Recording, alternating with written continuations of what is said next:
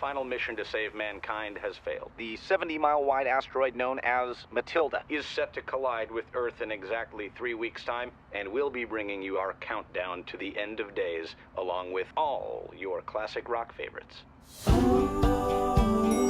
So feel free to wear your casual Friday clothing pretty much any day of the week. And if anyone wants to be CFO. Anyone? Your character Dodge in the film, when he finds out the world is ending in a few weeks, shows up at work the next day. Can you tell me a little bit about that role and your inspiration for the character of Dodge? Yeah, here's a guy who kind of has a default setting, even in the face of impending disaster, which I thought was really interesting choice for Lorene, the writer-director, to make, that here's a guy who would just continue to do what he's been doing. And ironically, he sells insurance, which I think is, adds insult to injury. I approached, how did I approach it? I read the script and I loved it, and it was very different. It was funny. It was kind of dark. It was strange, and it's something I couldn't get out of my head. And I just thought it's a story about human beings, a story about people trying to do what they can to savor these last moments. And my character is a guy who hasn't done that his entire life, and is really given the opportunity, based on this very heightened experience, to do just that. So it was sort of a liberating thing for the character. That's how I approached it. You and Kira have amazing on-screen chemistry. What was it like working with her? She's, apart from being a very accomplished actor, she's really sweet and nice. And I understand she just got engaged. So I haven't talked to her since that happened. So I'm excited about that. She's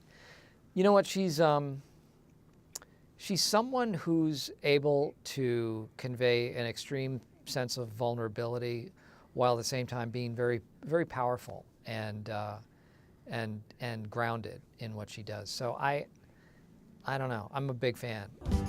So, what are you doing with the rest of your life? Catching up on some me time, find God, maybe move around some chairs. Maybe I'll run into you on an orgy or something. Well, that sounds nice. So, Kira, this movie is about finding out the end of the world is imminent. What would you do if you found out this was happening shortly? Cry. Hide in a corner. Probably dig myself into a hole and cry. I'd like to think that I'd be dancing and have a really great time with all my friends and, be drinking a lot of margaritas, but I think probably I'd just be terrified. If you were on your last road trip ever, what music would you take along with you? Ooh, massive question. Paul McCartney's Ram, definitely. Metronomy, English Riviera. Supertramp, Breakfast in America. God, the list could go on. I mean, shall I just stick with those three? Those are good. Okay, I like good. those. Thanks. I like those. Would the real Kira have stuck around during the Frenzies No. dinner, or would No. you have taken off like I Penny? would have taken off. You would have I taken might off. have taken more alcohol with me, but I would have taken off. So in this movie, you play someone that's very serious, but also has that wild and fun side Yeah. to her. Was that refreshing to you? You come out of roles playing very serious roles. Was that refreshing? She's definitely the most positive character that I've played in a really, really, really, really long time. Yeah. So I think that was one of the things that really kind of attracted me to the role. I mean, she's this sort of amazing spirit who manages to be happy and manages to kind of want to do weird things and sort of love everything that's around her. And then all of a sudden she'll remember that it's the end of the world and become incredibly emotional. But I sort of thought that was quite real. Seemed appropriate. So Steve, his performance evokes a lot of hilarity, but as well as empathy as well. Yeah. What was it like working with him? Loved working with him. He's just such a lovely man, and I love his work because he's got that kind of tragic comic thing down to such a kind of brilliant art, you know, with his stuff in Little Miss Sunshine, the character he plays there is so, you know, you can play this person that's suicidal, and it's completely real to that, but it's also incredibly funny. I think it's such an amazing thing to be able to do, and I think that's what he's done here as well. You know, it's this guy who is at the end of the world, and it is very serious, and he is thinking about life and everything else, but at the same time, he's able to kind of bring out those comic moments. It's very clever. I know. We should set up Dodge with Karen, don't you think? It's everything I never wore. The sky is falling. I've been with a different girl every day. They don't care about diseases. Are you gonna call them back, or are you related? You know? No, I don't. You don't? So this is a romantic comedy and an end-of-the-world Armageddon movie. What was it like working with two genres, and how did you balance those two? You know, it was actually so much more helpful in the writing process to think of the two genres colliding in a way. And so as I was going, you know, I'd think, oh, in an end-of-the-world movie, there's probably a riot, let's say, and in that same way, you know, in a romantic comedy, we'll have to infuse something else in it. And so, you know, turning the riot into a kind of breakup scene was part of realizing, oh, I've got to have these two genres, you know, be working together at all times, and so it actually made it a little easier to think of both of those genres in the same breath, you know. So there's a recurring theme in your work where there's a man in need of an awakening.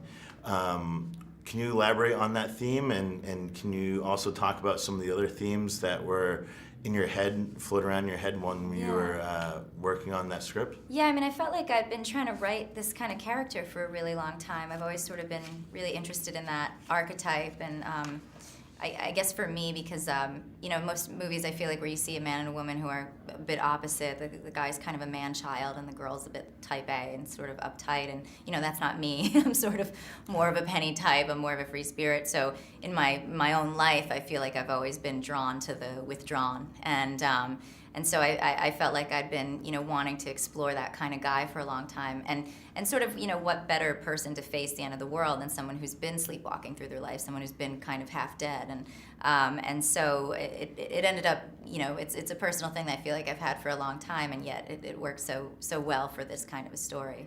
Oh, sure. Yeah, and I mean, other themes. I mean, I've always been interested in, you know, death and love and time more than anything has been something that I've always wanted to explore.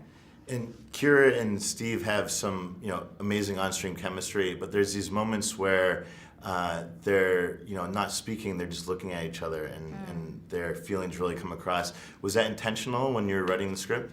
Yeah, I mean, you can only hope that the actors you get are so as amazing as these two people to convey so much with a look, and Steve's always been that kind of an actor, I felt like, who, you know, he's so great when he's still, you know, and he's so subtle and yet can do so much, and so, you know, those moments really shine through when we were filming, for sure. Yeah. Oh, sure. And lastly, what's the one thing that you would do if you found out the end of the world was imminent? I mean, I'd like to take my dogs on a walk to remember. You know, I'd like to just take them on a hike and keep moving in the same direction. That would be about it. Family and friends, of course. Hello? You okay? No! I'm never gonna see my family again. Would you like to come in? I won't steal anything if you don't kill me. Agreed. Who's the girl? She the one that got away? Well, they all got away, but she was the first, yeah. Let's go find her. We need to go, right now. If you drive me to where I need to go, I can get you to your family.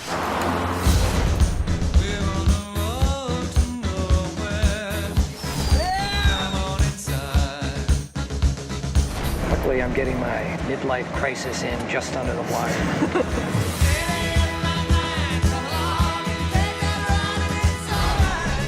Hi, welcome to Frenzies, where everyone's your friend. I can't believe you guys are still open. And do you know what? It's his birthday today. Why didn't you tell me that? No!